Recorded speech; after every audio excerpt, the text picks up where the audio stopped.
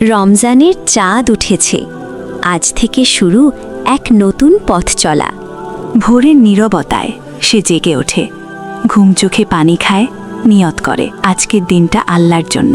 ফজরের আলো ফুটতেই সে দাঁড়ায় রবের সামনে। এই সিজদায় লুকিয়ে আছে শান্তি। রোজা শুধু না খাওয়া নয়, রোজা মানে ধৈর্য, সংযম, আত্মশুদ্ধি। এই মাস কোরআনের মাস। প্রতিটি আয়াতে আছে আলো, যা অন্ধকার হৃদয়কে আলোকিত করে। এক মুঠো খাবার, একটা হাসি, আজানের অপেক্ষা, কত গভীর অনুভূতি। এই রাত হাজার মাসের চেয়েও শ্রেষ্ঠ। হয়তো আজই বদলে যাবে তার তাকদীর।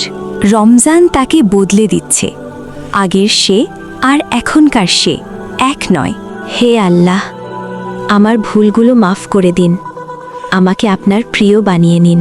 তার হৃদয়ে এখন এক আলো, যা দুনিয়ার কোনো অন্ধকারে নিভে না। নীরব রাতে সে শুধু আল্লাহর কথাই ভাবে। আল্লাহ কত মহান। শেষ রাতে সে আল্লাহর তৈরি সৌন্দর্য এবং কুদরতের কথা চিন্তা করে। নীরব মসজিদে সে শুধু বলে, আমি আপনারই বান্দা। রমজান শেষের পথে, কিন্তু তার পরিবর্তন চলবে সারা জীবন।